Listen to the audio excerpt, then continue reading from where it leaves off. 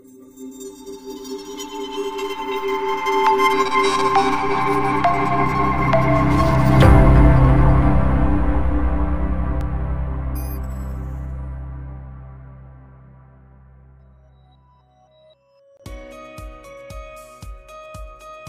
semua, apa kabar? Perkenalkan, kami dari kelompok 3 kelas S2D, mata kuliah belajar dan pembelajaran, yang beranggotakan, Egy Sugiono, Kayla Mutia Kanza, Puspita Oktaviani, Angelina Eka Safitri, dan Puji Triwidodo.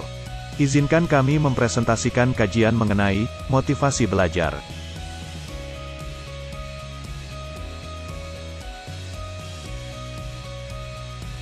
Pentingnya motivasi belajar bagi siswa adalah, pertama, menyadarkan kedudukan pada awal belajar, proses dan hasil akhir.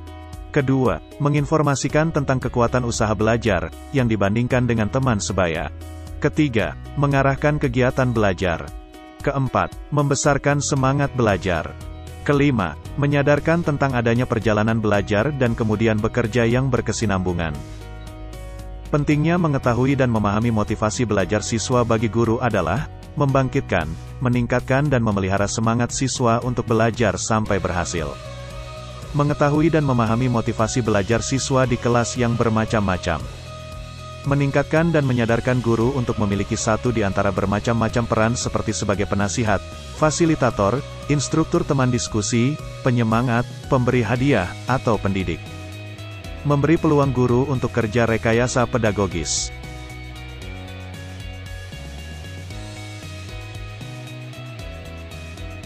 Jenis motivasi. Yang pertama adalah motivasi primer, yakni motivasi yang didasarkan pada motif-motif dasar.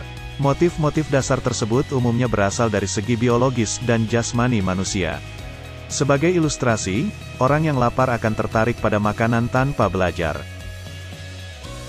Yang kedua adalah motivasi sekunder. Ini adalah motivasi yang dipelajari. Sebagai contoh, untuk memperoleh makanan tersebut orang harus bekerja terlebih dahulu. Agar dapat bekerja dengan baik orang harus belajar bekerja. Bekerja dengan baik adalah motivasi sekunder. Sifat motivasi.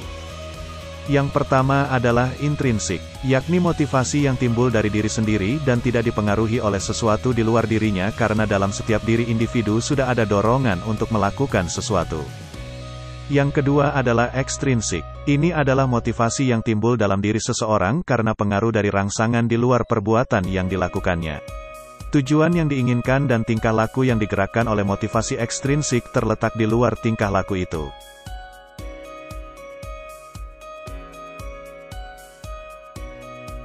Prinsip-prinsip motivasi belajar. 1. Pujian lebih efektif daripada hukuman. 2. Semua siswa memiliki kebutuhan psikologis yang harus mendapat pemuasan. 3. Motivasi yang berasal dari dalam diri individu lebih efektif daripada motivasi yang dipaksakan dari luar. 4. Jawaban yang serasi memerlukan usaha penguatan. 5. Motivasi mudah menyebar luas. 6. Pemahaman yang jelas akan tujuan belajar akan merangsang motivasi. 7. Tugas-tugas yang berasal dari diri sendiri akan menimbulkan minat yang lebih besar. 8. Puji-pujian dari luar terkadang diperlukan dan cukup efektif. 9. Teknik dan prosedur mengajar yang bervariasi sangat efektif untuk memelihara minat siswa. 10. Minat khusus dari siswa berdaya guna untuk mempelajari hal lainnya. 11. Kegiatan yang diminati siswa yang kurang pandai tidak ada artinya bagi siswa yang pandai. 12. Tekanan dari kelompok siswa lebih efektif dalam memotivasi dibandingkan dari orang dewasa. 13. Motivasi tinggi erat hubungannya dengan kreativitas siswa. 14. Kecemasan akan menimbulkan kesulitan belajar. 15. Kecemasan dan frustasi dapat membantu siswa untuk berbuat lebih baik. 16. Tugas yang terlalu sukar dapat menyebabkan frustasi. 17. Tiap siswa memiliki tingkat frustasi dan toleransi yang berbeda.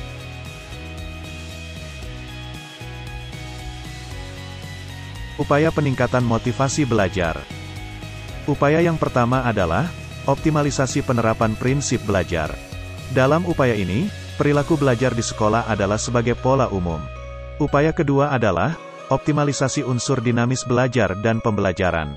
Seorang siswa akan belajar dengan seutuh pribadinya, perasaan, kemauan, pikiran, perhatian, fantasi dan kemampuan yang lain tertuju pada belajar.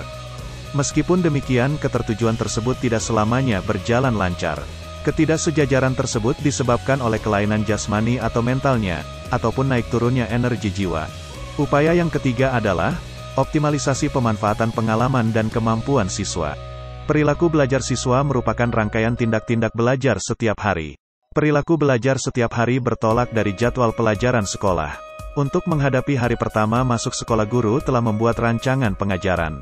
Sedangkan siswa sudah terbiasa dengan membaca buku pelajaran. Siswa telah mengalami belajar yang berhasil atau belajar yang gagal sebelumnya.